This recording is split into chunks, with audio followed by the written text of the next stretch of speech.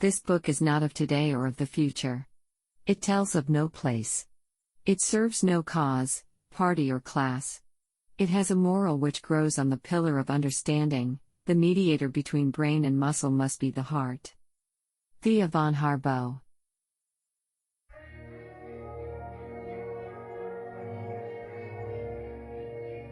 Metropolis by Thea Von Harbou. Chapter 1.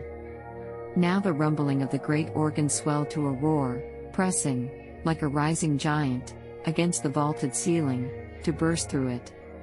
Frater bent his head backwards, his wide-open, burning eyes stared unseeingly upward. His hands formed music from the chaos of the notes, struggling with the vibration of the sound and stirring him to his innermost depths. He was never so near tears in his life and, blissfully helpless, he yielded himself up to the glowing moisture which dazzled him. Above him, the vault of heaven in lapis lazuli, hovering therein, the 12-fold mystery, the signs of the zodiac in gold. Set higher above them, the 7 crowned ones, the planets. High above all a silver shining bevy of stars, the universe. Before the bedewed eyes of the organ player, to his music, the stars of heavens began the solemn mighty dance. The breakers of the notes dissolved the room into nothing.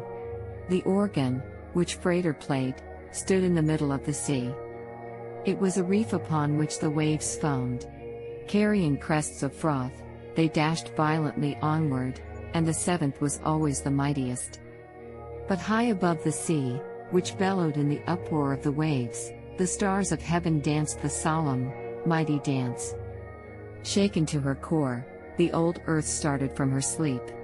Her torrents dried up, her mountains fell to ruin. From the ripped open depths the fire welled up, the earth burnt with all she bore. The waves of the sea became waves of fire. The organ flared up, a roaring torch of music. The earth, the sea and the hymn-blazing organ crashed in and became ashes. But high above the deserts and the spaces, to which creation was burnt, the stars of heaven danced the solemn mighty dance. Then, from the grey, scattered ashes, on trembling wings unspeakably beautiful and solitary, rose a bird with jeweled feathers. It uttered a mournful cry. No bird which ever lived could have mourned so agonizingly. It hovered above the ashes of the completely ruined earth. It hovered hither and thither, not knowing where to settle. It hovered above the grave of the sea and above the corpse of the earth. Never, since the sinning angel fell from heaven to hell, had the air heard such a cry of despair. Then, from the solemn mighty dance of the stars, one freed itself and neared the dead earth. Its light was gentler than moonlight and more imperious than the fight of the sun. Among the music of the spheres it was the most heavenly note. It enveloped the morning bird in its dear light. It was as strong as a deity, crying, "To me. To me." Then the jeweled bird left the grave of the sea and earth and gave its sinking wings up to the powerful voice which bore it. Moving in a cradle of light, it swept upwards and sang, becoming a note of the spheres, vanishing into eternity. Frater let his fingers slip from the keys. He bent forward and buried his face in his hands. He pressed his eyes until he saw the fiery dance of the stars behind his eyelids. Nothing could help him, nothing. Everywhere, everywhere, in an agonizing, blissful omnipresence, stood, in his vision, the one countenance. The austere countenance of the Virgin, the sweet countenance of the Mother, the agony and the desire with which he called and called for the one single vision for which his racked heart had not even a name, except the one, eternal, you.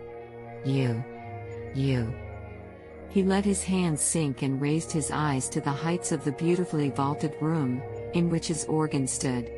From the sea-deep blue of the heavens, from the flawless gold of the heavenly bodies, from the mysterious twilight around him, the girl looked at him with the deadly severity of purity, quite maiden mistress, inviolability, graciousness itself, her beautiful brow in the diadem of goodness, her voice, pity, every word a song. Then to turn, and to go, and to vanish, no more to be found. Nowhere. No.